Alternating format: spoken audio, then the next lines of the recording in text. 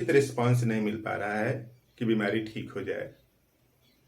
तो उसके लिए सबसे बड़ा माइंडसेट क्या होता है और किस तरह से माइंडसेट ही बीमारी को बनाए रखती है और दवा का इम्पैक्ट नहीं पड़ने देती है, उसी को समझने की कोशिश करते हैं। छोटे से वीडियो में कुछ बातें समझ में आने वाली हैं। तो देखिए, जैसे मान लीजिए ये ह्यूमन है, ऐसे इस तरह से, और इस ह्यूमन बॉडी में कहीं भी डिजीज होगी, डिजीज यानी बीमारी अगर होगी तो उसके लिए ठीक होने के लिए जो जरूरी कंपोनेंट्स हैं, कंपोनेंट्स माने केमिकल बनाने के लिए आदेश यानी इंफॉर्मेशन कहां से आता है? ब्रेन से।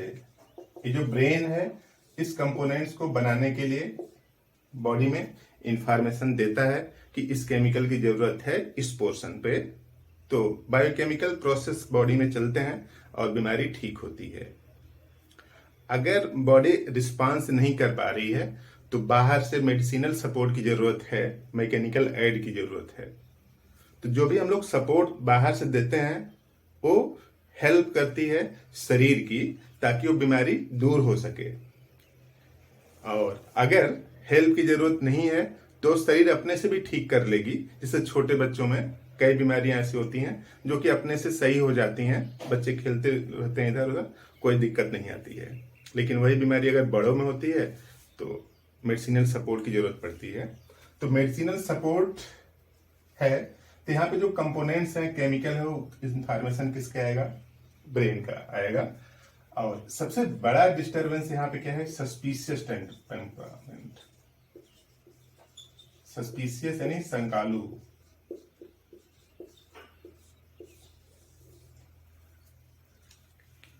अगर उनके दिमाग में भर दिया जाए कि ये बीमारी लाइलाज है, ठीक नहीं होती है, तो अब उनको दवा खाने के बावजूद लगेगा कि पता नहीं ठीक होगी कि नहीं होगी। लोग बोलते हैं कि ठीक नहीं होती है। तो अगर उस माइंडसेट में ऐसा है तो ठीक नहीं होने वाला, क्योंकि ब्रेन उतनी क्वालिटी का केमिकल नहीं बनाएगा, क्योंकि सोर्स पे ही निर्भर करता है कि बॉडी में किस तरह की प्रक्रिया चलेगी।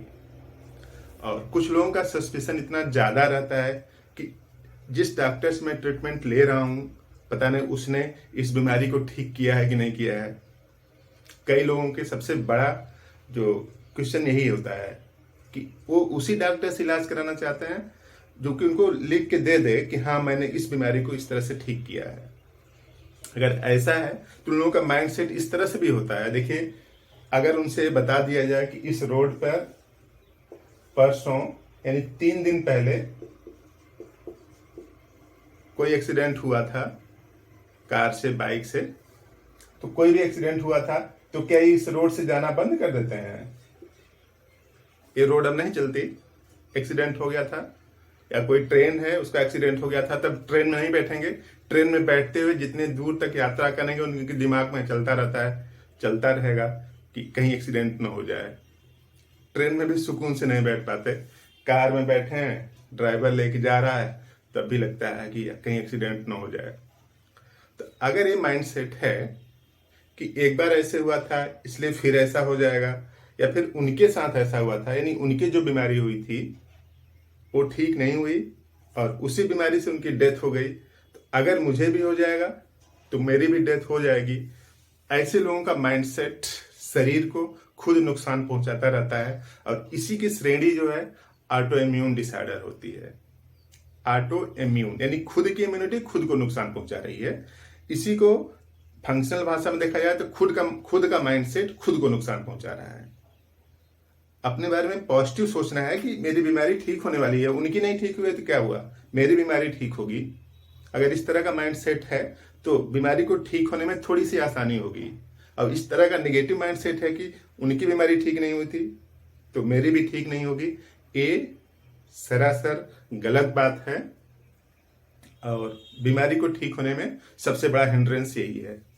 तो ऐसे संकालु सस्पिशियस टेम्परामेंट के पेशेंट को ट्रीट करना बहुत टीडियस कठिन काम होता है, क्योंकि उसके दिमाग में और कुछ चलता रहता है। अच्छा ये डॉक्टर ऐसा है, वो वाला डॉक्टर तो इस तरह से था, ये डॉक्टर, सब कुछ दुनिया में सब लोग अलग अलग है ना, सब कुछ अलग अलग है और सब लोग अलग तरीके से फंक्शन करते हैं। तो आप भी यूनिक पर्सन हो, तो आप किसी से रिलेटेड नहीं हो कि उनको एक बार सांड ने दौड़ा लिया था, लाल कपड़े पहन के जा रहे थे, तो अब लाल कपड़े नहीं पहनेंगे क्योंकि सांड दौड़ा लेता है लाल कपड़े पहनने से, तो अब आप कहीं भी लाल कपड़े पहन के नहीं जा सकते।